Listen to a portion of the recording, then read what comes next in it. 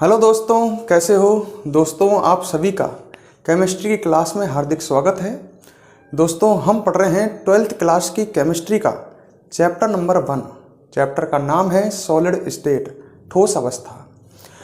दोस्तों, last class में हमने ठोसों को दो भागों में वर्गीकृत किया था, एक तो क्रिस्टलीय ठोस और एक अक्रिस्टलीय ठोस। ठीक है दोस्तों, आज वीडियो को आगे बढ़ाते हैं। अगर वीडियो आपको पसंद आती है तो वीडियो पर आप लाइक करें, कमेंट करें। ठीक है, तो अब हम आगे स्टार्ट करते हैं, आगे पढ़ते हैं। देखो, मैंने आपको वास्तव में बताया था कि क्रिस्टलीय ठोस क्या होते हैं और अक्रिस्टलीय ठोस क्या होते हैं। मैंने कहा था कि क्रिस्टलीय ठोस वे ठोस हैं जिनमें अवयवी कणों की निश्चित व नियमित व्यवस्था होती है। क्लियर। और अक्रिस्टलीय ठोस वे हैं जिनमें अवयवी कणों की निश्चित व नियमित व्यवस्था नहीं होती है।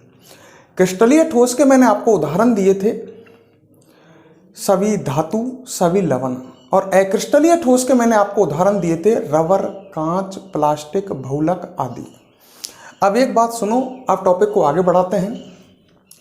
देखो, जो एक शब्द लिख रहा हूं मैं आपके सामने, पहले समझना, जब मैं आपसे लिखने के लिए कहूं तो आप लिखते चलना। मैंने एक शब्द लिखा है अतिशीतित द्रव। ठीक है, इस शब्द का पहले नाम से अर्थ निकालते हैं। अति का मतलब हो गया अत्यधिक। शीतित, शीत का मतलब सर्दी, ठंड होती है ना। अत्यधिक ठंडे, शीत, शीत मतलब ठंड, सर्दी। अत्यधिक ठंडे द्रव। ठीक है, तो बात आई, इस नाम का अर्थ निकला अत्यधिक ठंडे द्रव। मतलब अतिशीतित द्रव का मतलब है अत्यधिक ठंडे द्रव। जैसे पानी लिया अपन ने और पानी को बहुत ठंडा कर दिया, 1 डिग्री सेल्सियस तापमान कर दिया उसका, फ्रिज में रख दिया उसको, तो वो बन गया अत्यधिक ठंडा द्रव। ठीक है। अच्छा, अब मेरी बात सुनो, जो अक्रिस्टलीय ठोस हैं, अक्रिस्टलीय ठोस हैं, ध्यान है क्या, जिन ठोसों में अवयवी कणों की निश्चित व नियमित व्यवस्था नहीं होती है। अक्रिस्टलीय ठोस अत्यधिक ठंडे द्रवों से समानता दर्शाते हैं। इन दोनों में समानता होती है। लड़का कहता है कि साहब समानता कैसे हो सकती है, ये तो ठोस है, दिख रहा है, और ये द्रव है तो द्रव, अत्यधिक ठंडा हो है तो द्रव, और ये ठोस है। पर मैं कह रहा हूं इन दोनों में समानता है। या ऐसे कह दूं, अक्रिस्टलीय ठोस जो होते हैं ये अत्यधिक ठंडे द्रवों से समानता दर्शाते हैं। बात आई कैसे। देखो, आपने पढ़ा कि अक्रिस्टलीय ठोसों में अवयवी कणों की निश्चित व नियमित व्यवस्था नहीं होती है। क्लियर। अत्यधिक ठंडे द्रवों में भी तो अवयवी कणों की निश्चित और नियमित व्यवस्था नहीं होगी। द्रव है द्रव, और द्रव में आपको पता है अवयवी कण गतिशील होते हैं। जब ये द्रव है, इसमें अवयवी कण गतिशील हैं, वे इधर उधर गति कर रहे हैं, तो इसमें भी अवयवी कणों की निश्चित और नियमित व्यवस्था नहीं है, और इसमें भी नहीं है। दोनों में समानता दिखी एक। अत्यधिक ठंडे द्रवों में द्रव है, अवयवी कण द्रव के गति करते हैं, तो इसमें अवयवी कणों की निश्चित और नियमित व्यवस्था नहीं होगी, इसमें भी निश्चित और नियमित व्यवस्था नहीं होगी। दोनों में एक चीज हमको समानता मिली कि दोनों में अवयवी कणों की निश्चित व नियमित व्यवस्था नहीं है। क्लियर, दोनों में ही नहीं है। अच्छा, दूसरी समानता, दोनों धीमी गति से बहते हैं। अब इसमें कंफ्यूजन होती है। लड़का कहता है चलो पहले इसकी बात करते हैं। अत्यधिक ठंडा द्रव दिख रहा है, ये धीमी गति से बहता है। लड़का कहता है क्यों साहब, धीमी गति से क्यों। ये तो समझ में आ गया, द्रव है, बहेगा। द्रव तो बहता है, पानी को डालो बहता है, क्योंकि द्रव के कण क्या करते हैं, गति। पानी को यहां डालूंगा, पानी के कण चलेंगे, द्रव बहेगा। अत्यधिक ठंडा द्रव बहता है, इसमें तो कोई शक नहीं है, पर मैंने कहा धीमी गति से बहता है। अब बात आई साहब धीमी गति से क्यों। मैंने कि देखो, मान लो तुम्हारे पास पानी है और उसको आपने ठंडा किया, पानी है मेरे पास, मैं इसको ठंडा कर रहा हूं। जब ठंडा कर दूंगा इसको तो ये अत्यधिक ठंडा द्रव बन जाएगा। जब मैं पानी को ठंडा करूंगा अवयवी कणों की ऊर्जा घटेगी, जिसे ऊष्मीय ऊर्जा कहते हैं। आपको एक बात बताई थी मैंने, ताप में वृद्धि करने पर ऊष्मीय ऊर्जा बढ़ती है, और ताप में कभी करूंगा तो अवयवी कणों की ऊर्जा नहीं घटेगी। अरे यार, इसको ठंडा करूंगा तो अवयवी कण जो हैं, इसमें द्रव को ठंडा करूंगा तो इसमें जो अवयवी कण हैं उनका टेम्परेचर घटेगा ना, तो उनकी ऊर्जा नहीं घटेगी क्या? जब मैं पानी को ठंडा कर रहा हूं तो अवयवी कणों की ऊर्जा घटेगी। ऊर्जा घटेगी तो उनकी गतिशीलता घटेगी, और गतिशीलता घटेगी तो वो धीमी गति से नहीं बहेगा, धीमी गति से तो बहेगा।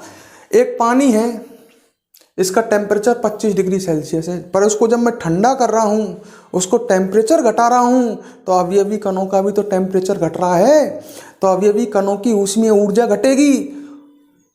ऊर्जा घटेगी उनकी तो उनकी गतिशीलता घटेगी, तो अत्यधिक ठंडा द्रव धीमी गति से बहेगा भाई। क्लियर है ना? उनकी ऊर्जा कम हो जाएगी ना। अच्छा, अब बात करते हैं अक्रिस्टलीय ठोस की। ये भी धीमी गति से बहता है। ये तो मैंने समझा दिया ये धीमी गति से क्यों बहता है, क्योंकि अवयवी कणों की ऊर्जा घट जाती है अत्यधिक ठंडे द्रव में। अवयवी कणों की ऊष्मीय ऊर्जा कम हो जाएगी, तो अवयवी कणों की जब एनर्जी कम हो जाएगी तो वो धीमी गति से गति करेंगे, मतलब ये धीमी गति से बहेगा। अब बात करते हैं ऐसे ही अक्रिस्टलीय ठोस की। ये भी धीमी गति से बहते हैं। देखो, आपने को इसको एग्जाम्पल से समझाता हूँ। कभी पुराने भवन, इमारत, कोई भी पुराना मकान, उसमें जाना, किले राजाओं के, पुरानी हवेलियाँ, तो वहाँ पर जो खिड़कियों में कांच लगे हुए हैं उन्हें देखना। कांच आपको पता ही है अक्रिस्टलीय ठोस है। उनमें जो कांच लगे हुए हैं खिड़कियों में, वो कांच नीचे से मोटे हैं। इस चीज़ को आप प्रैक्टिकली महसूस कर सकते हो, कभी जाओ तब देखना। तो उनमें जो खिड़कियों में कांच है वो नीचे से मोटे हैं और ऊपर से पतले हैं। कभी किसी ने वो जब उस समय लगाए होंगे तो ऐसा कांच तो नहीं लगाया होगा, वो कांच लगाया होगा पूरा इक्वल, एक जैसा ऊपर से नीचे तक। पर धीरे धीरे क्या हुआ, जैसे समय गुजरा, धीरे धीरे कांच नीचे से मोटा होता चला गया और ऊपर से पतला होता चला गया।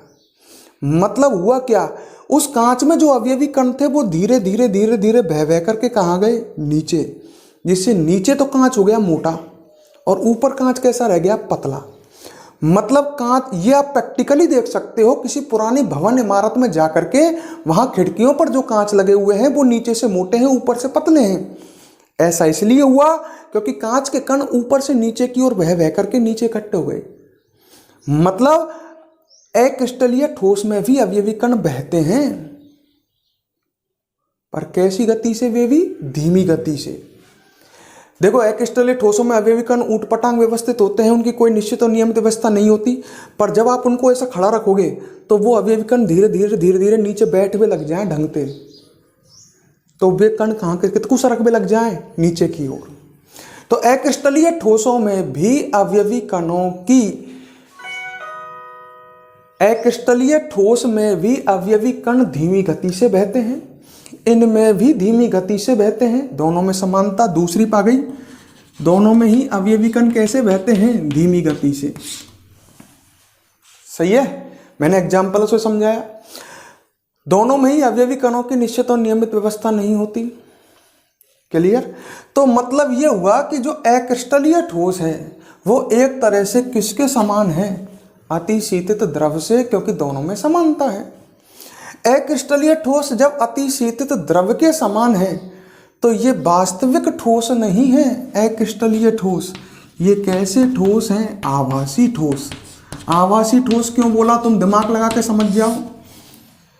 क्योंकि अक्रिस्टलीय ठोस तो अत्यधिक ठंडे द्रव के समान है, तो ये कैसे ठोस हुए, आभासी, दिखावटी ठोस।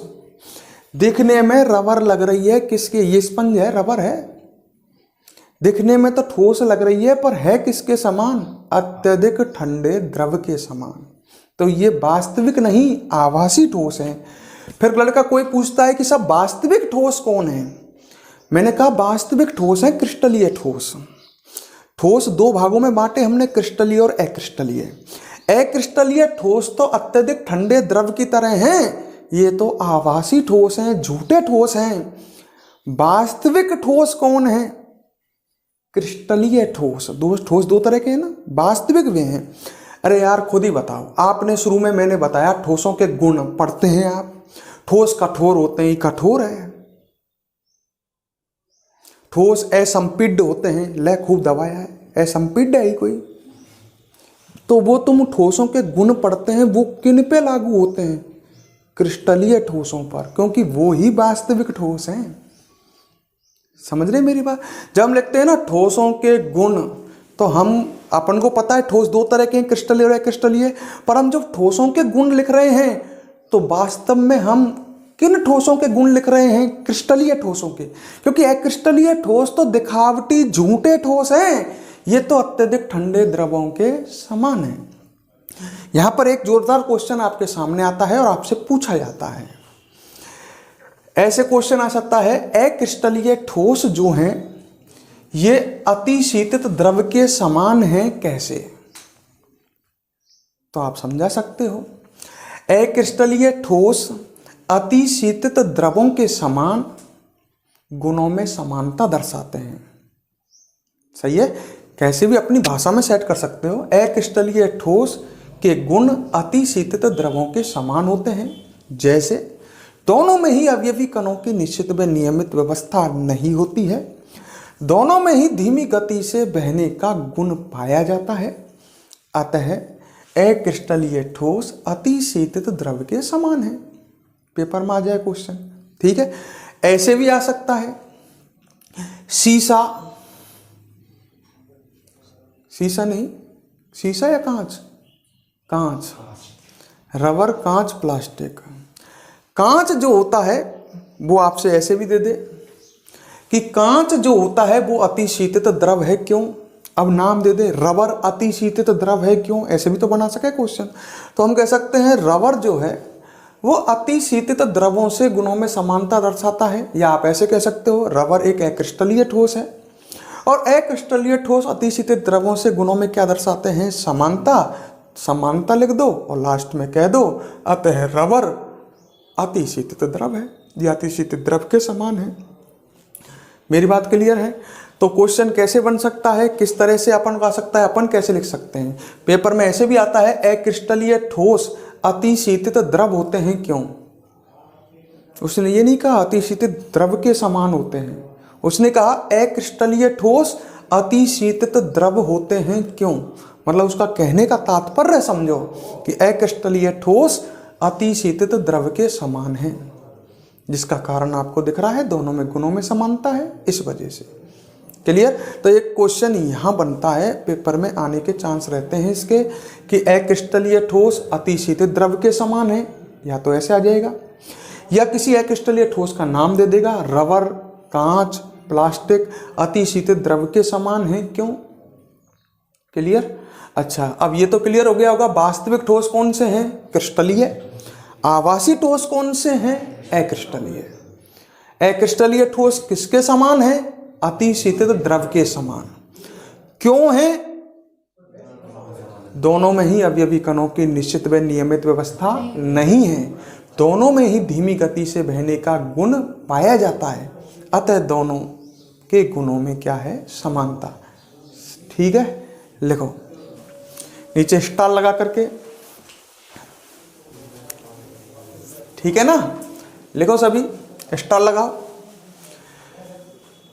अक्रिस्टलीय ठोसों को, अक्रिस्टलीय ठोसों को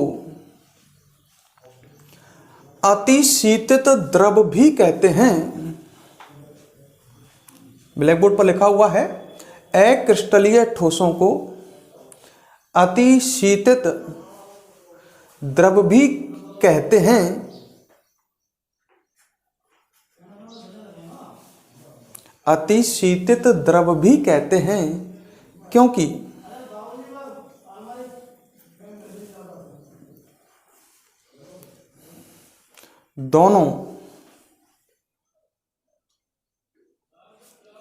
दोनों में अवयवी कणों की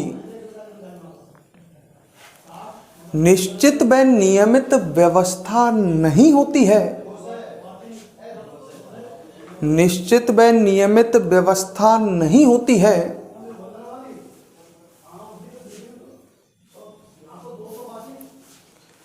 नियमित व्यवस्था नहीं होती है। साथ में दोनों में धीमी गति से बहने का गुण पाया जाता है। धीमी गति से बहने का गुण पाया जाता है। क्लियर? क्लियर है यहां तक? अच्छा, एक बात और लिख सकते हैं स्टार लगा करके। जिन पर मैं स्टार लगवाता हूं ना, उन्हें आप विशेष तौर से पढ़ें, जब याद रखें, है ना। एक बात और सुनो पहले, लिखने से पहले ये बात भी लिखा देते हैं आभासी ठोस के बारे में। ध्यान रहेगा जिससे आपको कि क्रिस्टलीय ठोस जो होते हैं वो वास्तविक ठोस हैं, अक्रिस्टलीय ठोस आभासी ठोस हैं। ठीक है, स्टार लगा के लिख लोगे लाइन से। क्रिस्टलीय ठोस वास्तविक ठोस हैं। क्रिस्टलीय ठोस वास्तविक ठोस हैं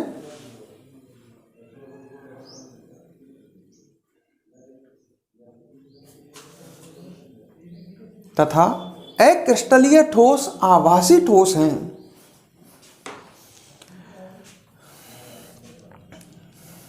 अक्रिस्टलीय ठोस आभासी ठोस हैं। आभासी, झूठे। ठीक है। अच्छा, बात को आगे बढ़ाते हैं। देखो इधर सामने ध्यान देना। अब बात आती है क्रिस्टलीय व अक्रिस्टलीय ठोसों में अंतर। क्रिस्टलीय व अक्रिस्टलीय ठोसों में अंतर।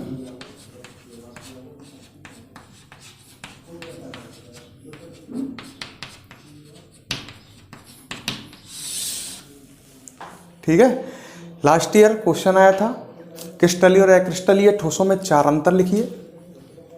ठीक है, तो ये कई बार आ चुका है जिसमें आपसे क्रिस्टलीय और अक्रिस्टलीय ठोसों में अंतर पूछता है। कई बार ये पेपर में आ चुका है, कम से कम 3-4 बार, और लास्ट ईयर ही आया है, ज़्यादा दूर की बात है नहीं। इस साल तो पेपर ही नहीं हुए, लास्ट ईयर आया है। अब देखो क्रिस्टलीय और अक्रिस्टलीय ठोसों में क्या अंतर है। अब तक आपने जो पढ़ा है उसके आधार पर भी आप 1-2 अंतर तो लिख सकते हो।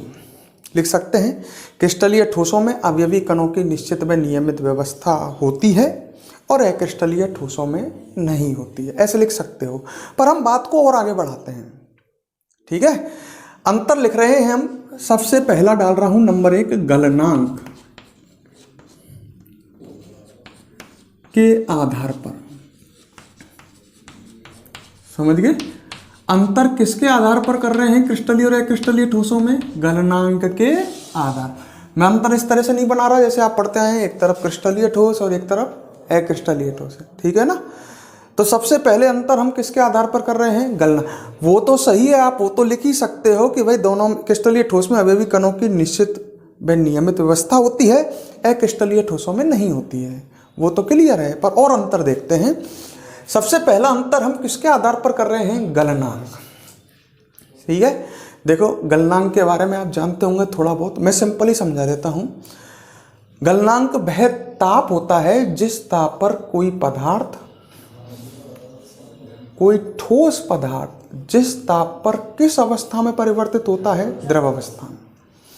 वैसे ये बिल्कुल करेक्ट परिभाषा नहीं है, ठीक है, फिर भी अपन की नॉलेज के लिए अपन ये याद रखते हैं। और आप भी ये याद रखो, जिस ताप पर कोई ठोस पदार्थ पिघलता है वो ताप है उस ठोस पदार्थ का गलनांक।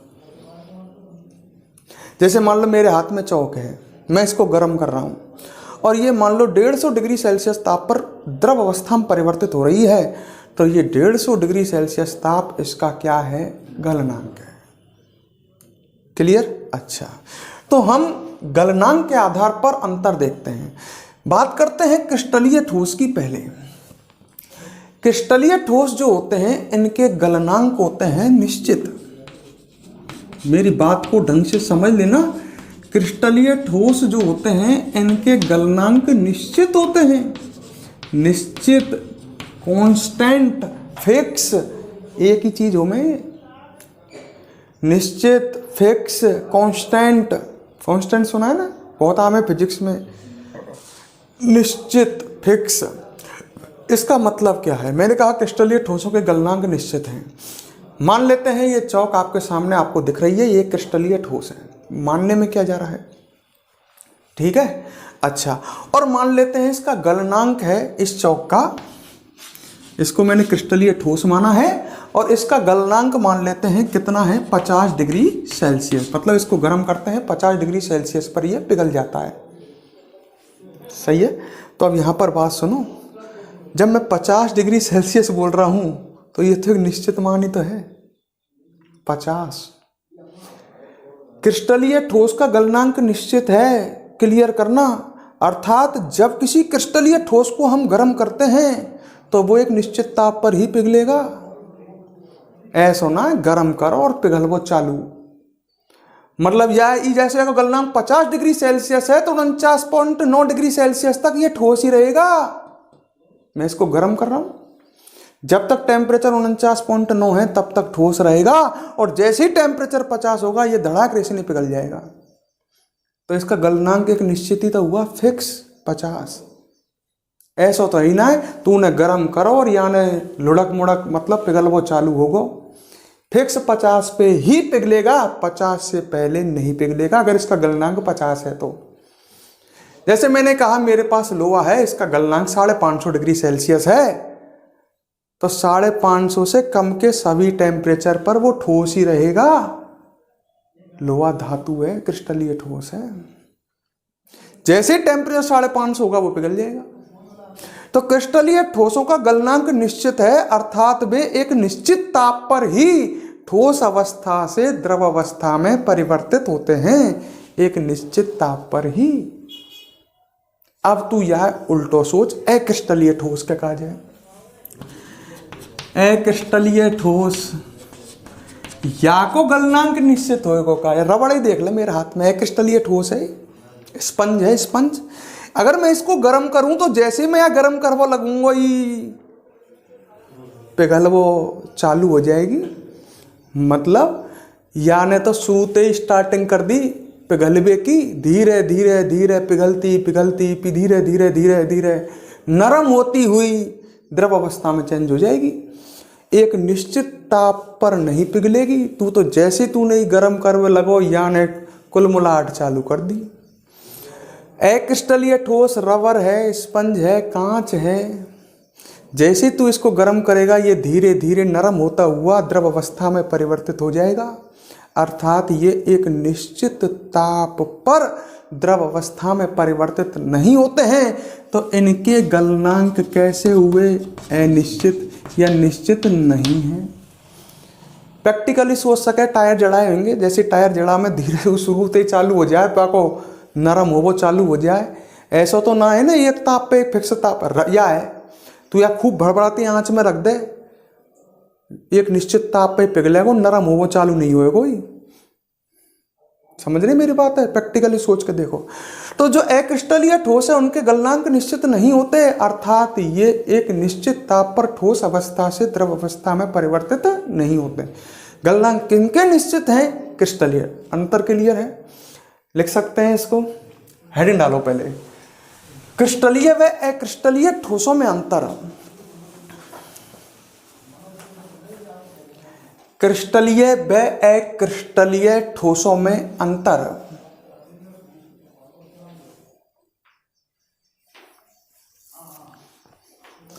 क्रिस्टलीय व अक्रिस्टलीय ठोसों में अंतर।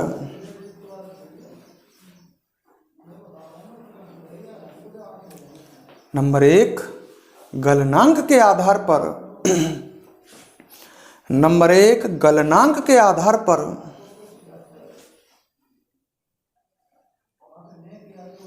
गलनांक के आधार पर लिख दिया, लिखो इसमें। क्रिस्टलीय ठोसों के गलनांक निश्चित होते हैं।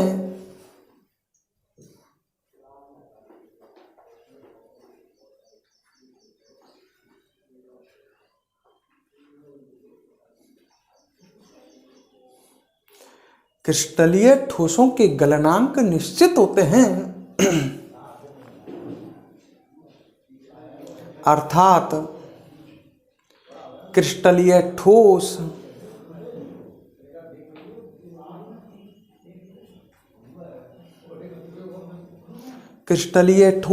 गर्म करने पर एक निश्चित ताप पर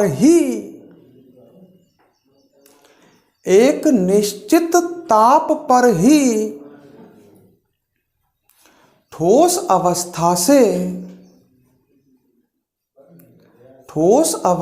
से द्रव अवस्था में परिवर्तित होते हैं। ठोस अवस्था से द्रव अवस्था में परिवर्तित होते हैं। क्लियर? और लिख लो, अक्रिस्टलीय ठोसों के गलनांक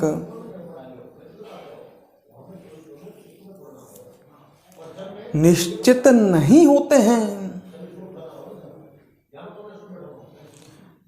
निश्चित नहीं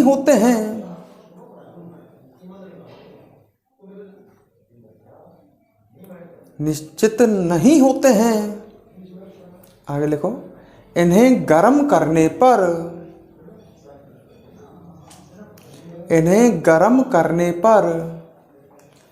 ये नरम होते हुए, समझ गए मेरी बात है? इन्हें गर्म करने पर ये नरम होते हुए धीरे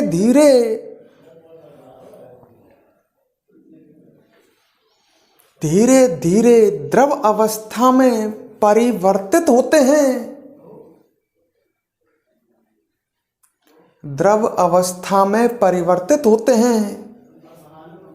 कोमा एक निश्चित ताप पर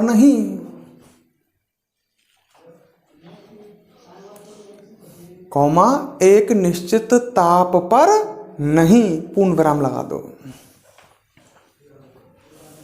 ठीक है, पहला अंतर क्लियर। अब अंतर नंबर 2 देखना, क्रिस्टलीय व अक्रिस्टलीय ठोसों में। दूसरा अंतर लिखने जा रहा हूं, समझ लेना। नंबर 2, शीतलन वक्र के आधार पर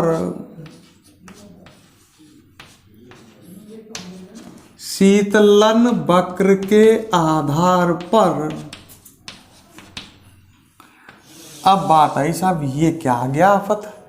शीतलन वक्र, चलो वक्र का मतलब तो ग्राफ होता है, ये तो जानते होंगे।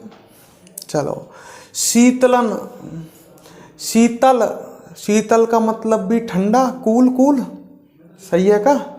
शीतलन और वक्र मतलब इतना तो अर्थ अपन को समझ में आ रहा हो, और तो कछु है ही ना। कोई ग्राफ है और ठंडे से रिलेटेड ग्राफ है, शीतल से रिलेटेड, ठंडे से रिलेटेड ग्राफ है। अच्छा, अंतर देखेंगे अब हम दोनों में, किसके आधार पर? शीतलन वक्र के आधार पर। तो अपन एक ग्राफ बनाएंगे। चलो ग्राफ बनाते हैं अपन सबसे पहले क्रिस्टलीय ठोस के लिए। ठीक है, ग्राफ बना रहे हैं, कौन सा? शीतलन ग्राफ, शीतलन वक्र। तैयारी कर ली भाई? लो भाई, वक्र बनाने के लिए 2 अक्ष चाहिए, ले ली। ऐसे ले में का भाई? अरे ठीक है।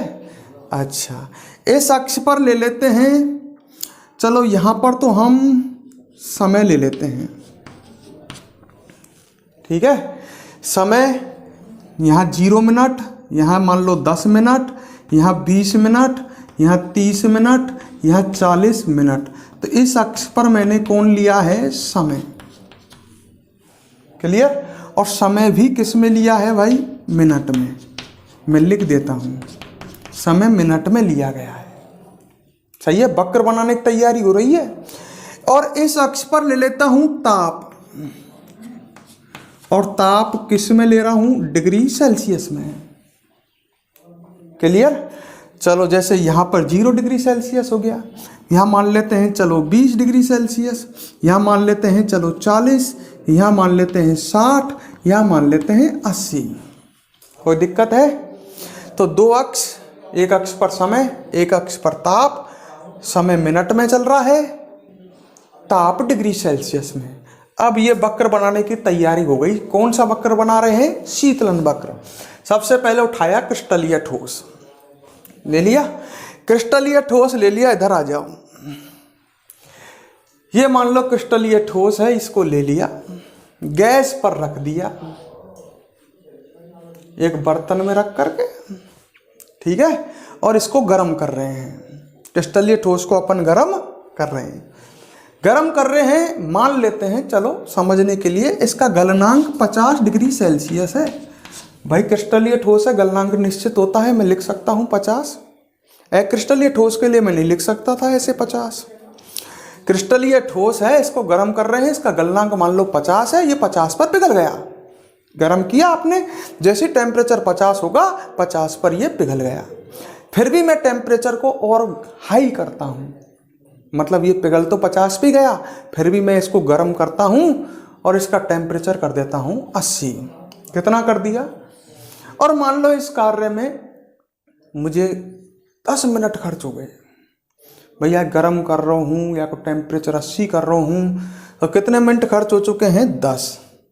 और टेम्परेचर कितना है इस समय? 80। लग गया बिंदु? प्रयोग की तरह समझो कि जैसे लाइव प्रैक्टिकल चल रहा है। क्रिस्टलीय ठोस लिया, गर्म किया, धीरे धीरे उसका टेम्परेचर बढ़ता गया। 50 तो वो पिघल गया, पर मैंने और गर्म किया, उसका टेम्परेचर कितना कर दिया? 80। इस समय क्रिस्टलीय ठोस द्रव अवस्था में है, 50 पे पिघल गया था। अब इस समय कौन सी अवस्था में? द्रव, बिल्कुल गर्म है, 80 उसका टेम्परेचर है। गैस ऑफ कर दी, कर दी गैस ऑफ, गैस बंद। अब ये ठंडा होगा, और जैसे ही ठंडा होगा, ठंडे से संबंधित वक्र आने लग जाएगा, है? तो पिघला हुआ क्रिस्टलीय ठोस है आपके पास, जिसका उच्च टेम्परेचर है। जैसे मैंने प्रैक्टिकल समझाने के लिए इसका टेम्परेचर कितना माना है? 80। इस समय 80 है। अब ये ठंडा होगा भाई, दूध गर्म है तो धीरे धीरे ठंडा होएगा, तो अब ये ठंडा होगा। ठंडा होगा, इसका टेम्परेचर घट रहा है, समय की सुई बढ़ेगी, मैं इधर कूद जाएगा ना वक्र, धीरे धीरे समय बढ़ेगा और ये ठंडा होएगा। अब ये ठंडा होता जा रहा है भाई, चलो ये ठंडा हो रहा है, और ठंडा हो रहा है, और ये यहाँ पर आ गया। इसका टेम्परेचर लगभग 50 हो गया। अब कितना हो गया? 50। सही है। टेम्परेचर लगभग इसका और बढ़िया बनाने की कोशिश करता हूँ। टेम्परेचर लगभग इसका कितना हो गया है? 50। 80 से टेम्परेचर घटता गया 50 हो गया। अब 50 पे ही वापस जमेगा। अरे यार ये तो कठिन बात आ गई। 50 पे पिघला था ये, तो 50 पे ही जमेगा। अच्छा ये तो कठिन बात है। बर्फ, पानी, समझ रहे दोनों? बर्फ कितने टेम्परेचर पर पिघलती है? 0 पे। और पानी कितने पे जमता है? 0 पे। तो वही तो बात है, जब ही 50 डिग्री सेल्सियस पे पिघलो तो फिर 50 पे वापस जमेगा ना है। तो लड़का कहता है कि साहब तुम क्या चाह रहे हो कि गलनांक और हिमांक एक ही चीज हुए? मैंने की एक ही चीज है। जिस ताप पर कोई द्रव पदार्थ जमता है वो तो हिमांक हो गया, और जिस ताप पर कोई ठोस पदार्थ पिघलता है वो गलनांक हो गया। पर है तो एक ही है। मैं कहूं बर्फ का गलनांक कितना, आप कहोगे 0 डिग्री सेल्सियस, और पानी का हिमांक कितना, वही 0। पर जब ठोस के लिए बात करेंगे तो गलनांक, ठोस तो पिघलेगा, और द्रव के लिए बात करेंगे तो हिमांक, द्रव जमेगा। हैं दोनों एक ही, तो इसमें कंफ्यूज होने की जरूरत नहीं है। ये 50 डिग्री सेल्सियस पर पिघला है, तो जब इसको ठंडा करोगे, लिक्विड अवस्था में है ये, 80 इसका टेम्परेचर है, जैसे जैसे इसका टेम्परेचर घटेगा तो वापस 50 पे, जब ये पिघला है तो 50 पे जमेगा। क्लियर मेरी बात? क्योंकि गलनांक और हिमांक एक ही होते हैं। जब ये 50 पे पिघला है तो 50 पे जमेगा। अब ये जमने लगेगा, इसका टेम्परेचर इस समय घटते घटते घटते घटते 80 से कितना आ गया? 50। और मान लो कितने मिनट खर्च हो चुके हैं अब तक? टोटल 20। 10 मिनट ध्यान होगा आपको, शुरू में पिघला करके इसका टेम्परेचर 80 किया था, फिर गैस बंद कर दी थी, वक्र बनने लग गया, धीरे धीरे इसका टेम्परेचर घटा, वर्तमान में इसका टेम्परेचर 50 पर पहुंच चुका है। 20 मिनट इस कार्य में कुल खर्च हो चुके हैं। क्लियर? अच्छा, अब ये जमेगा भाई। पर जब ये जमेगा क्रिस्टलीय ठोस तो कुछ समय के लिए 50 पे जम रहा है। मैंने लाइन यहाँ पर सीधी खींची है। इसका मतलब यह है कि इसका ताप 50 पे अटक गया। ताप तो देख 50 पे अटको पड़ो, पर समय तो लगातार 20 से 30 मिनट पे पहुंच गया। मतलब 10 मिनट तक आप समझने की कोशिश करें, 20 से 30 मिनट तक उसका टेम्परेचर 50 ही बना रहा, घटा नहीं। मतलब मेरा कहने का है कि जब टेम्परेचर 80 से धीरे धीरे घटते घटते 50 हो गया, जब तक पूरा क्रिस्टलीय ठोस जो पिघला हुआ है वो जम नहीं जाएगा, तब तक उसका ताप कांस्टेंट बना रहेगा। ताप उसका 50 ही बना, मतलब उसका ताप घटेगा नहीं जब तक वो पूरा जमेगा नहीं। ताप उसका घटेगा नहीं जब तक वो पूरा जमेगा नहीं। फिर जब पूरा जम जाएगा, अब वो ठोस अवस्था में आगो, फिर वाके ताप में दोबारा तेकावे लग जाएगी कमी, और उसका ताप उतना हो जाएगा जितना वातावरण का ताप है। जैसे वातावरण का टेम्परेचर 25 है तो वह 25 हो जाएगा। समझ रहे मेरी बात? तो इसमें ये बन गया भाई, वक्र बन गया, शीतलन वक्र। इसमें हमको एक इंटरेस्टिंग चीज मिली कि जब हमने पिघले हुए क्रिस्टलीय ठोस का ताप कम किया तो एक निश्चित ताप पर, जैसे यहां पर वो ताप कितना है 50, एक निश्चित ताप पर वक्र स्थिर हो गया। एक निश्चित ताप पर वक्र रुक गया। क्या रुक गया? उसका ताप रुक गया क्रिस्टलीय ठोस का है। अब एक चीज बता, मैं तो ज्यादा ना जानूं, इस शीतलन वक्र जो है इस सतत है कि असतत है? सतत की असतत? असतत। सतत का मतलब कंटिन्यू, असतत मतलब डिसकंटिन्यू। वक्र कंटिन्यू कहां है? ताप एकदम रुक गया एक जगह पर और 10 मिनट तक रुका ही रहा है। दोनों चीजों में से एक भी चीज रुक जाए, यहां पर दो चीजों के मध्य ग्राफ है, ताप और समय। समय तो दुनिया में कोई पे ना रुक सके है, पर यहां कौन रुक गो? ताप। वक्र में एक चीज रुक गई, और जैसे ही एक चीज रुक गई तो वक्र कैसा रह जाएगा उस समय? असतत, कंटिन्यू नहीं रहा। समय तो रुक ही नहीं सकता, ताप रुक सकता है। तो यहां पर ताप रुका है, वक्र असतत। ताप रुका है, 10 मिनट तक रुका रहा। मतलब मैं सिंपल भाषा में कह सकता हूं, इसको मैंने एज एग्जाम्पल आपको समझाया, अब मैं शॉर्ट में कह सकता हूं कि जो क्रिस्टलीय ठोस होते हैं उनके शीतलन वक्र जो होते हैं वो असतत आते हैं। क्यों आते हैं? क्योंकि जब पिघले हुए क्रिस्टलीय ठोस का हम ताप कम करते हैं तो एक निश्चित ताप पर, वो निश्चित ताप क्या है? गलनांक। एक निश्चित ताप पर, कोष्टक में लिख सकते हैं गलनांक। एक निश्चित ताप पर जब तक पूरा क्रिस्टलीय ठोस पिघला हुआ जम नहीं जाता है, उसका ताप क्या बना रहता है? स्थिर।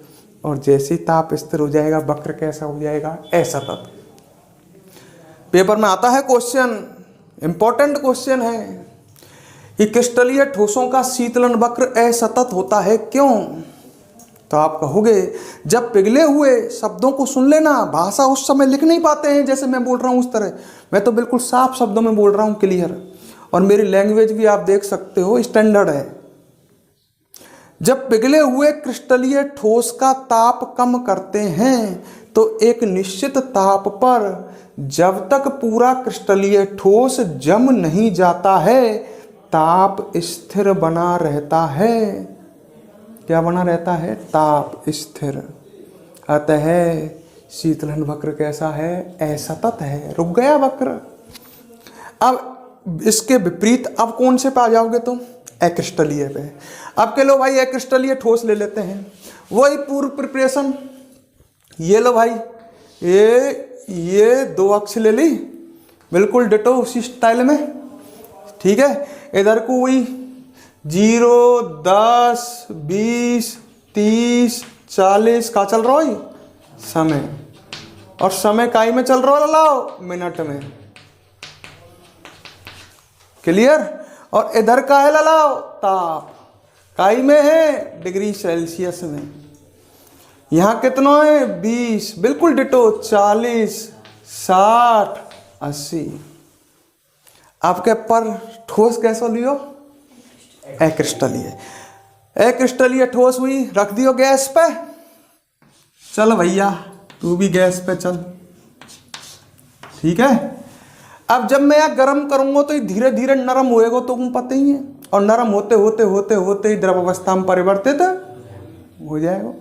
अब जब ये ठंडो करेंगे तो बिल्कुल वापस उल्टो ही चलेगा। धीरे धीरे नरम होते होते होते ही द्रव अवस्था में परिवर्तित होगा। मान ले 80 डिग्री सेल्सियस ताप है इस समय, वो 10 मिनट खर्च हो गए शुरू में। और याटेमी कौन सी अवस्था में है, द्रव अवस्था में। पर द्रव अवस्था में कैसे गए हो, धीरे धीरे नरम होता होता द्रव अवस्था में चली गए हो। अक्रिस्टलीय ठोस है। अब मैं वापस ठंडो कर रहा हूं तो शीतलन वक्र आएगा। पर धीरे धीरे नरम होता होता द्रव अवस्था में गए हो, तो वापस धीरे धीरे हार्ड होता वो ठोस अवस्था में आ जाएगा।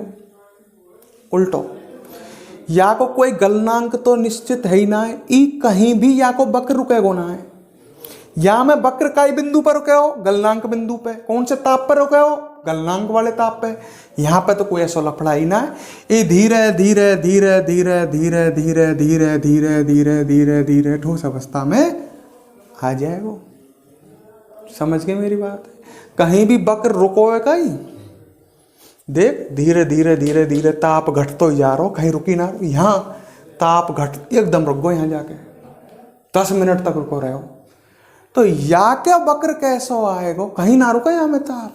या को वक्र है सतत और या को कैसो है असत। एक अंतर और मिल गो, और वो अंतर काई के आधार पर मिलो है, शीतलन वक्र। ध्यान रखना, क्रिस्टलीय ठोस का असतत और अक्रिस्टलीय का सतत। कहीं कलर का क्या करे, क्रिस्टलीय सतत, अक्रिस्टलीय असतत। वो आगे की आदत है, उल्टो चलाना। क्रिस्टलीय को असतत और अक्रिस्टलीय को सतत। क्लियर हो तो लिखा दे, लिखो। नंबर 2, शीतलन वक्र के आधार पर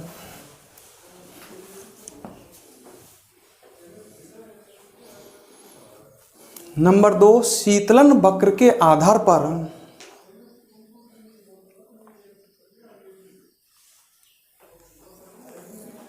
शीतलन वक्र के आधार पर लिखो। इसमें 1 मिनट रुक जाओगे, एक बार और क्लियर कर दूं मैं, फटाफट सुन लो। ऐसे जो लिखाने वाला हूं, क्रिस्टलीय ठोसों का शीतलन वक्र असतत होता है क्योंकि ये क्वेश्चन आवे, मैं यही सही हिसाब से लिखा रहा हूँ। क्रिस्टलीय ठोसों का शीतलन वक्र असतत होता है क्योंकि जब पिघले हुए क्रिस्टलीय ठोस का ताप कम करते हैं तो एक निश्चित ताप, कोष्टक में लिख सकते हो गलनांक पर, एक निश्चित ताप किस पर, गलनांक पर, उस पिघले हुए क्रिस्टलीय ठोस का ताप स्थिर हो जाता है। ताप रुक जाए ना, अतः एक वक्र कैसा आएगा, असतत। या को काम होगा, ज्यादा फालतू बकवास लिखने की जरूरत ही ना है। अब इसके बारे में लिखेंगे फिर। अक्रिस्टलीय ठोस पिघला हुआ, जब पिघले हुए अक्रिस्टलीय ठोस का ताप कम करते हैं तो किसी भी ताप पर वक्र स्थिर नहीं होता है। यहां तो गलनांक पर वक्र स्थिर हुआ है, वक्र रुका है, ताप स्थिर हुआ है। इसमें कहीं भी ताप स्थिर ही नहीं हो रहा। जब ताप ही स्थिर नहीं हो रहा है किसी भी ताप पर, समझ रहे मेरी बात है, तो यहां वक्र कैसा आएगा, असतत, सॉरी सतत। और यहां कैसा है, ऐसा। लिख लो, ज्यादा समझाऊंगा और घपड़ सपड़ हो जाएगी। हेडिंग डाल दी, शीतलन वक्र के आधार पर। लिखो लिखो, क्रिस्टलीय ठोसों का शीतलन वक्र, क्रिस्टलीय ठोसों का शीतलन वक्र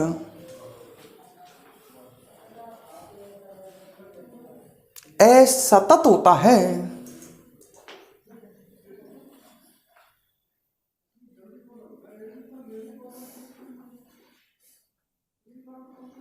कैसा होता है? असतत। क्योंकि जब पिघले हुए क्रिस्टलीय ठोस, एक एक शब्द को सुन लेना ढंग से, क्योंकि जब पिघले हुए क्रिस्टलीय ठोस का ताप कम करते हैं,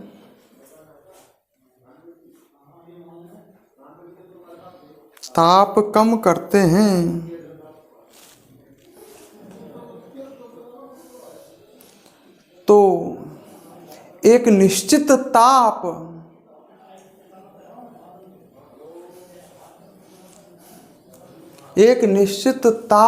कोष्टक में लिख लेना गलनांक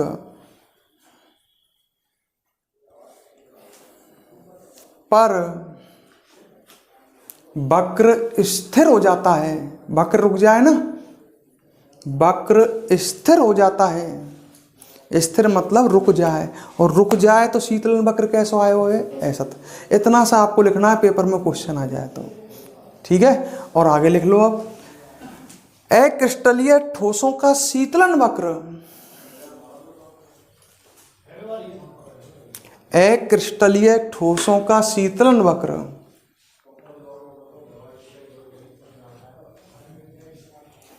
सतत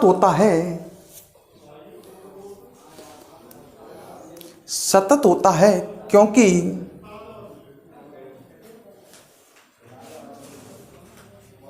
जब पिघले हुए क्रिस्टलीय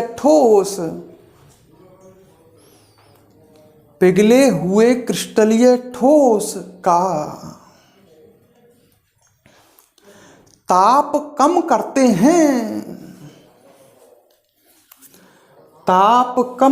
हैं, तो किसी भी ताप पर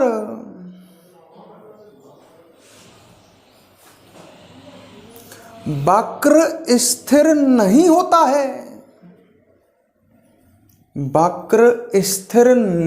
है। क्लियर? तो ये क्लियर हो गया।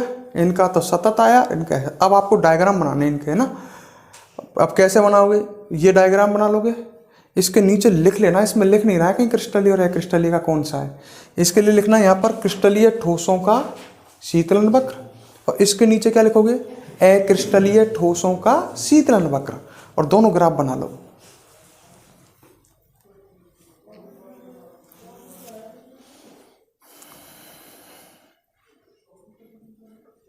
साथ साथ नोट करते चलें।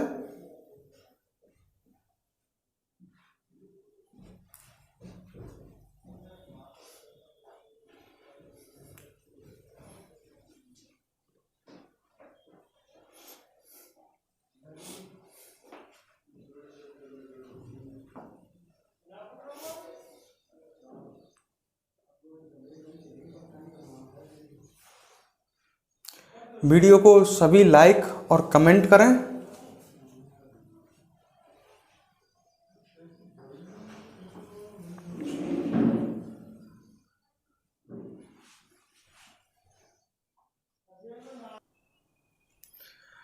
फटाफट नोट करो। ऐसा करो, वीडियो को पोज करो और पोज करके फटाफट बनाओ। इसे पोज करो, यहीं पोज करके फटाफट बना लो।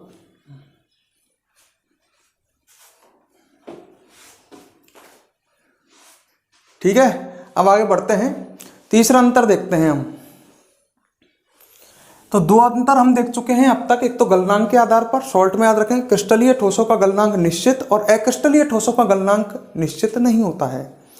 शीतलन वक्र के आधार पर क्रिस्टलीय ठोसों के शीतलन वक्र असतत हैं और अक्रिस्टलीय ठोसों के सतत हैं। अब बात करते हैं तीसरा अंतर। तीसरा अंतर देखते हैं।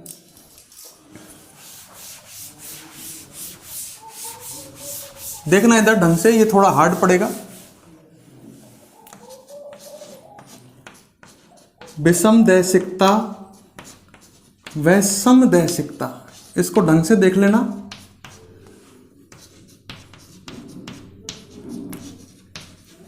मैं केवल इतना ही लिख रहा हूँ, पर देख लेना, आपके समझ में आ जाएगा। विषम देशिकता व समदेशिकता, ये क्या है, क्या आफत आ गई है? देखो सिंपल कहूँ तो अभी तो स्टार्टिंग में इतना समझो, क्रिस्टलीय ठोस तो विषम देशिकता दर्शाते हैं और अक्रिस्टलीय ठोस समदेशिकता दर्शाते हैं। तो अंतर ही तो है ये भी। अब ये है क्या आफत, ये देखते हैं। विषम देशिकता, इसका मतलब समझो। देखो जो क्रिस्टलीय ठोस है वो विषम देशिकता दर्शाते हैं।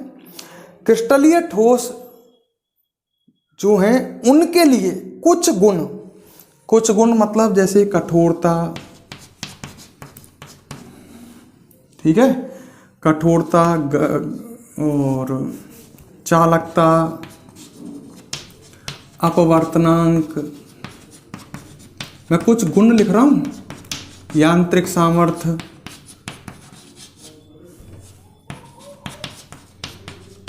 इनके मान क्रिस्टलीय ठोस जो होते हैं उनके लिए कुछ गुण, जैसे मैंने कुछ गुण लिखे हैं, कठोरता, चालकता, अपवर्तनांक, यांत्रिक सामर्थ्य आदि के मान, इनके लिए अलग अलग दिशाओं से अलग अलग मिलते हैं। मेरा बात सुनो, क्रिस्टलीय ठोस विषम देशिकता का गुण दर्शाते हैं, अर्थात इन ठोसों में कुछ गुण जैसे कठोरता, चालकता, अपवर्तनांक, यांत्रिक सामर्थ्य आदि के मान अलग अलग दिशाओं से क्या आते हैं, अलग अलग दिशाओं से गुणों का अलग अलग मिलना ही विषम देशिकता कहलाता है। मेरा ऐसी बात समझ में नहीं आएगी, मैं एग्जाम्पल से समझाता हूँ। देखो इधर, अब ढंग से सुनना। जैसे मैं इसके एग्जाम्पल लेता हूँ, यांत्रिक, इसका अपवर्तनांक का ले रहा हूँ। क्लियर? एक मान लो आपके सामने ये क्रिस्टलीय ठोस है, ढंग से देखना, बड़े ध्यान से समझना। ये क्रिस्टलीय ठोस है, मैंने अवयवी कण, ढंग से देखो, ये क्रिस्टलीय ठोस है, ये इसके अवयवी कण हैं, ठीक है। ऐसे मान लो दो तरह के अवयवी कण हैं, एक तो ये और एक ये मैं डार्क कर रहा हूं जिससे आपको दिखे, ठीक है।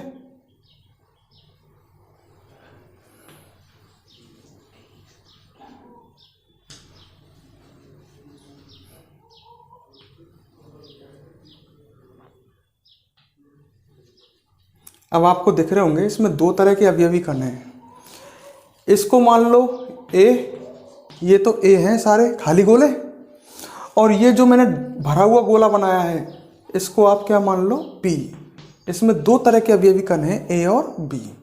तो ये क्रिस्टलीय ठोस है, खुद ही दिख रहा होगा यार, अवयवी कण ढंग से व्यवस्थित हैं, और ढंग से व्यवस्थित हों तो कैसा ठोस है, क्रिस्टलीय ठोस। ये अवयवी कण ढंग से व्यवस्थित है ना, एक के ऊपर एक, एक के बगल में एक, लक्षण से व्यवस्थित है। जब मैं क्रिस्टलीय ठोस से प्रकाश पुंज गुजारता हूं, क्या गुजार रहा हूं, प्रकाश पुंज। प्रकाश पुंज जानते हो, प्रकाश की किरणों का समूह, टॉर्च लगा के प्रकाश की किरणों का समूह गुजार रहा हूं। नहीं मेरी बात समझ में? मैंने प्रकाश पुंज गुजारा इससे दो अलग अलग दिशाओं से, एक तो ऐसे गुजारा, ठीक है, इसको तो मान लेते हैं चलो ए बी दिशा। तो इससे मैंने क्रिस्टलीय ठोस से प्रकाश पुंज गुजारा, एक तो कौन सी दिशा से, ए बी, ऐसे, ये दिशा तो मतलब टॉर्च यहां लगा दी नीचे और प्रकाश ऐसे गया, प्रकाश की किरणों का समूह। और एक मैंने प्रकाश पुंज, चलो मैं किसी अलग तरह से ऐसे गुजार रहा हूं, ये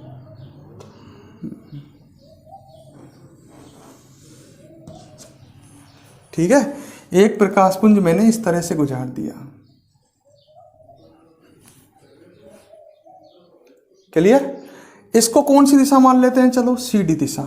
तो मैंने दो अलग अलग दिशाओं से यहां प्रकाश पुंज गुजारा है, एक तो ए बी दिशा से और एक सी डी दिशा से। अब दोनों दिशाओं में आप ढंग से देखना, आपको क्या अंतर दिख रहा है। दोनों दिशाओं से मुझे अवयवी कणों की व्यवस्था में अंतर दिख रहा है। पहले ए बी दिशा देखो, दिख रहे, इसके इधर देखो अवयवी कण एकांतर क्रम में है, एक ए है, फिर बी है, फिर ए है, फिर बी है, ऐसे ही है। या ए बी दिशा दिख रही है, या कि इधर और इधर दोनों देखो अवयवी कण एकांतर क्रम में है, ए बी ऐसे। और सी डी दिशा देखिए, या कि एक तरफ तो बी है और एक तरफ ए है, दोनों दिशाओं से मुझे किस में अंतर मिल रहा है? अवयवी कणों की व्यवस्था में। इधर तो अवयवी कणों की कैसी व्यवस्था है ए बी दिशा में? तो एकांतर, ए बी। इधर कैसी व्यवस्था है? एक तरफ ए है और एक तरफ बी। अच्छा, जो अपवर्तनांक होता है वो अवयवी कणों की व्यवस्था पर डिपेंड करता है। अपवर्तनांक किस पर डिपेंड करता है? अवयवी कणों की व्यवस्था। ये सभी गुण जो हैं ये अवयवी कणों की व्यवस्था पर निर्भर करते हैं। अब क्रिस्टलीय ठोस में दो अलग अलग दिशा मैंने ली आपके सामने, एक ए बी दिशा ली और एक सी डी दिशा दी। दोनों दिशाओं से मुझे अवयवी कणों की व्यवस्था में अंतर आया, और अवयवी कणों की जब व्यवस्था में अंतर आएगा तो अपवर्तनांक का मान भी अलग अलग आएगा, क्योंकि ये गुण किस पर डिपेंड करते हैं? अवयवी कणों की व्यवस्था पर। व्यवस्था अलग तो अपवर्तनांक अलग, कठोरता अलग।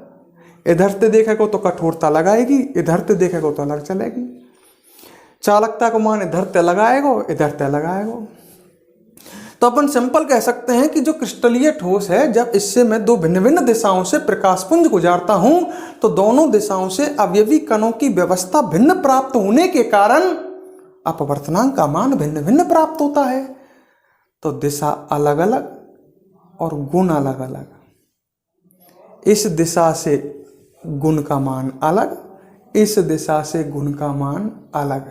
तो क्रिस्टलीय ठोस क्या दर्शाते हैं? विषम दैशिकता। अर्थात क्रिस्टलीय ठोसों में कुछ गुणों के मान अलग अलग दिशाओं से क्या मिलते हैं? अलग अलग मिलते हैं। जो मैंने अपवर्तनांक के एग्जाम्पल समझा। ऐसा क्यों हो रहा है इसका कारण बताया, क्योंकि ये गुण डिपेंड करते हैं अवयवी कणों की व्यवस्था पर, और क्रिस्टलीय ठोस में भिन्न भिन्न दिशाओं से अवयवी कणों की व्यवस्था भी भिन्न भिन्न मिलती है। भिन्न भिन्न दिशाओं से अवयवी कणों की व्यवस्था भी क्या हो जाती है? भिन्न भिन्न। तो इन गुणों के मान भी अलग अलग दिशाओं से अलग अलग मिलते हैं। अगर आप सोचो अक्रिस्टलीय ठोस होता, बड़ी बारीक बातें हैं ये। अक्रिस्टलीय ठोस में अवयवी कण आपको पता ही है कोई निश्चित और नियमित व्यवस्था में नहीं होते, उसमें तो कण ऊट पटांग व्यवस्थित होते। सोच ले वैसे मन में थोड़ी सी देर का जाए। अब बाँ में तू कैसे भी प्रकाश पुंज गुजार दे तो हर दिशा से अवयवी कणों की व्यवस्था लगभग एक जैसी तो आती उठ पटांगी। तो बाँ में तो हर दिशा से इन गुणों के मान लगभग एक जैसे बोलेंगे। भाई क्रिस्टलीय ठोस में कौन से कण ढंग से व्यवस्थित हैं? अक्रिस्टलीय ठोस में कौन से कण ढंग से व्यवस्थित हैं? अक्रिस्टलीय ठोस में तो तुम कैसे भी प्रकाश पुंज गुजार के देख लो, हर दिशा से अवयवी कणों की व्यवस्था हुई उठ पटांग लगभग एक जैसी, और लगभग एक जैसी तो गुणों के मान भी तो एक जैसे आएंगे इनमें हर दिशा से। अब बता, ये तो समदैशिकता ना दर्शाएंगे का? अलग अलग दिशा से भी इनमें गुणों के मान क्या बोलेंगे? समान। इनमें अलग अलग दिशा से गुणों के मान क्या आएंगे? अलग अलग, क्योंकि अलग अलग दिशा से अवयवी कणों की व्यवस्था अलग अलग हो जाती है। सही है का? दिमाग लगा के समझ लो, फिर सुन लो एक बार और। क्रिस्टलीय ठोस विषम दैशिकता दर्शाते हैं, अर्थात क्रिस्टलीय ठोसों के लिए कुछ गुण जैसे कठोरता, चालकता, अपवर्तनांक, यांत्रिक सामर्थ्य आदि के मान अलग अलग दिशाओं से अलग अलग प्राप्त होते हैं। जैसे जब किसी क्रिस्टलीय ठोस से दो भिन्न भिन्न दिशाओं ए बी और सी डी से प्रकाशपुंज गुजारते हैं तो दोनों दिशाओं में अवयवी कणों की व्यवस्था भिन्न प्राप्त होने के कारण अपवर्तनांक के मान अलग अलग प्राप्त होते हैं। क्लियर है का? अक्रिस्टलीय ठोस समदैशिकता प्रदर्शित करते हैं। क्लियर? क्या दर्शाते हैं? समदैशिक। उनमें हर दिशा से अवयवी कणों की व्यवस्था लगभग क्या आती है? समान। तो हर दिशा से अवयवी कणों की व्यवस्था समान होने से इन गुणों के मान भी लगभग क्या आते हैं? समान। सही है? उनमें अवयवी कण ऊट पटांग हुए। दिमाग से सोच लेना, बड़ी कठिन टॉपिक है। चलो इसको लिखते हैं।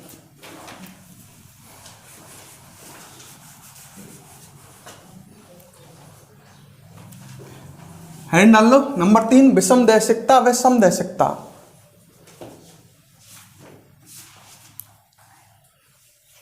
विषम दैशिकता व समदैशिकता।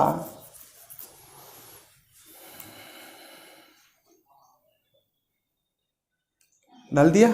लिखो, क्रिस्टलीय ठोस विषम दैशिकता दर्शाते हैं। क्रिस्टलीय ठोस विषम दैशिकता दर्शाते हैं।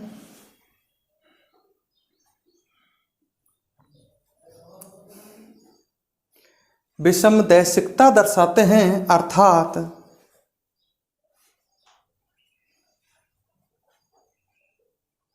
क्रिस्टलीय ठोसों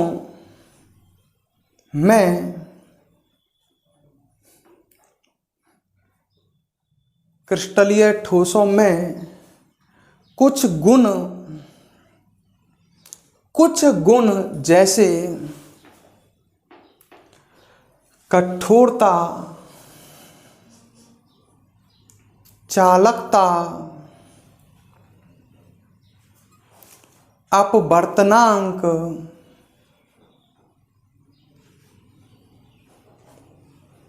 यांत्रिक सामर्थ्य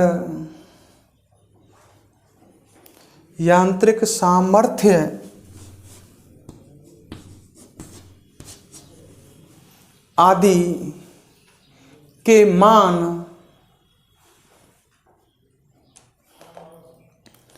अलग अलग दिशाओं से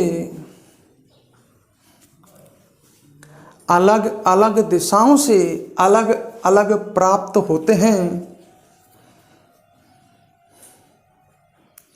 अलग अलग दिशाओं से अलग अलग प्राप्त होते हैं।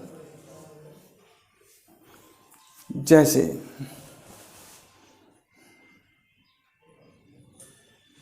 जब किसी क्रिस्टलीय ठोस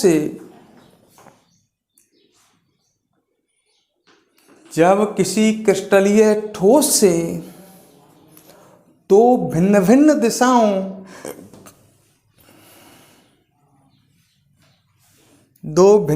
दिशाओं कोष्टक में ऐसे लिख लेना,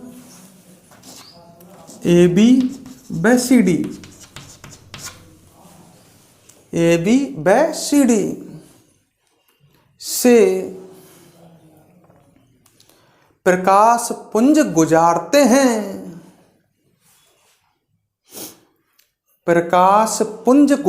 हैं।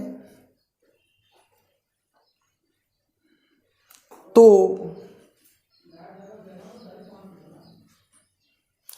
दोनों दिशाओं में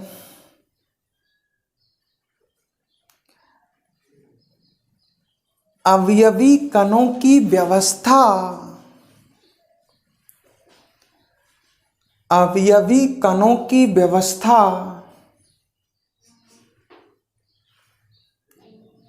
भिन्न प्राप्त होने के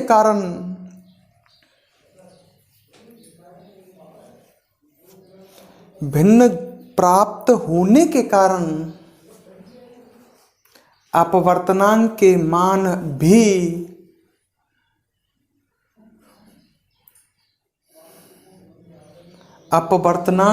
मान भी भिन्न प्राप्त होते हैं।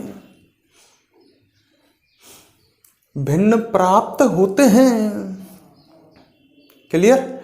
चाहो तो इस डायग्राम को बना लेना जिससे आपके आगे याददाश्त बनी रहे। एक चीज और लिख लेना जो इसमें मैंने मिटा दी है, ध्यान है कौन सी? खाली गोला तो ए और भरो गोला बी। यह डायग्राम बना लो पूरे, है ना, जिससे याददाश्त बने रहेगी किस तरह समझाया था आपको अवयवी कणों की व्यवस्था भिन्न भिन्न दिखती रहे। फेयर कॉफी बना ले, कॉफी भर गई एक दिन में।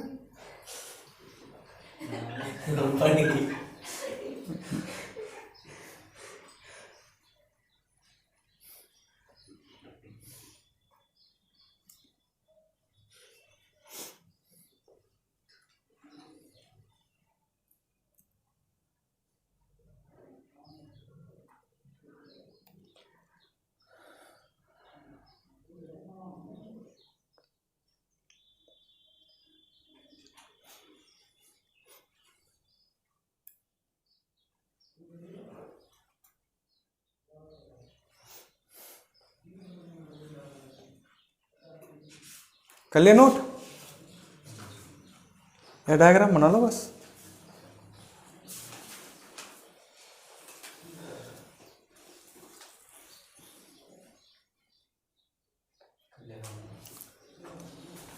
नोट कर लिया ना भाई? लिखो इसमें, नीचे आ जा। इनके बारे में तो लिखो ही कहाँ है अपन ने। ये कौन दर्शा में? अक्रिस्टलीय ठोस क्या दर्शाते हैं? समदैशिकता। इसके बारे में लिख लो नीचे। अक्रिस्टलीय ठोस समदैशिकता दर्शाते हैं।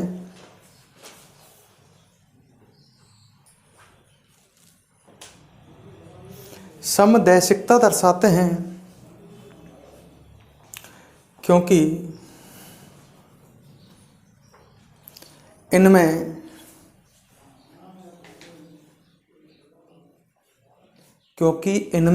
सभी दिशाओं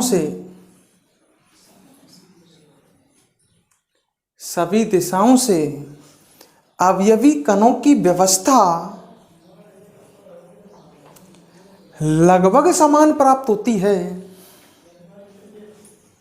अवयवी कणों की व्यवस्था लगभग समान प्राप्त होती है। अरे उनमें अक्रिस्टलीय ठोसन में अवयवी कण ऊटपटांग व्यवस्थित हुए, तो हर दिशाते अवयवी कणों की व्यवस्था लगभग क्या आएगी? समान, लगभग समान प्राप्त होती है। आगे लिखो, अतः कठोरता, अपवर्तनांक आदि गुणों के मान, कठोरता, अपवर्तनांक आदि गुणों के मान सभी दिशाओं से लगभग समान प्राप्त होते हैं। सभी दिशाओं से लगभग समान प्राप्त होते हैं।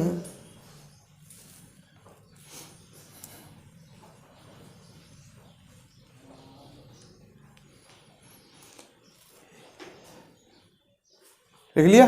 एक लास्ट छोटा सा अंतर और है जिससे टॉपिक पूरा हो जाएगा। कल नेक्स्ट टॉपिक से, नेक्स्ट क्लास में न्यू टॉपिक से स्टार्ट कर लेंगे, है ना? तो एक छोटा सा और है, ठीक है?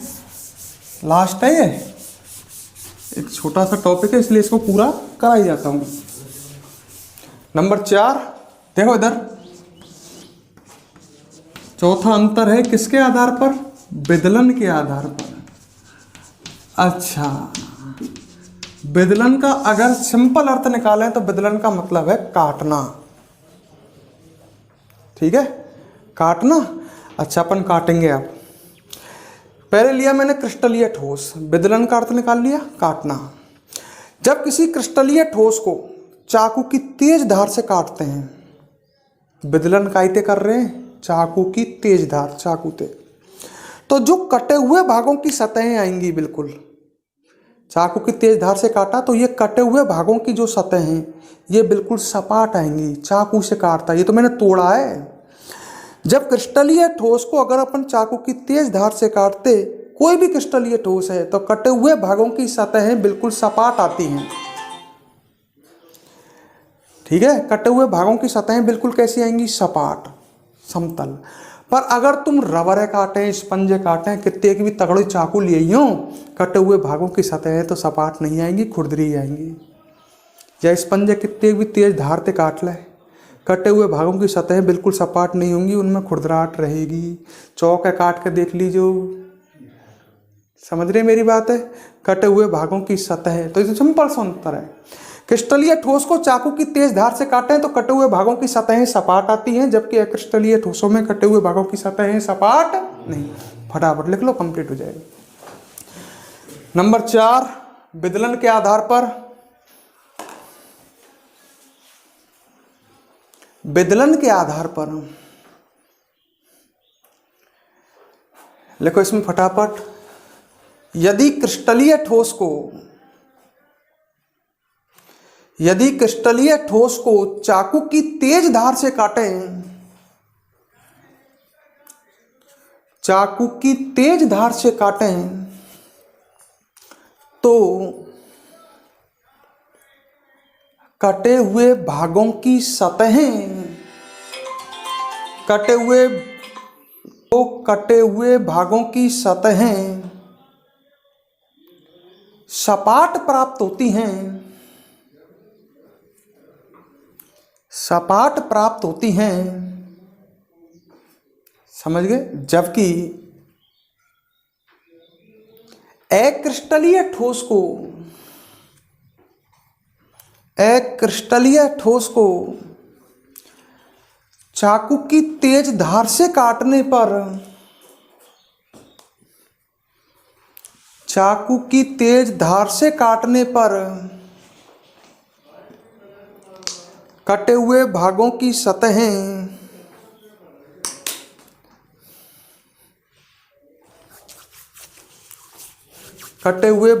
सतहें सपाट प्राप्त नहीं होती हैं।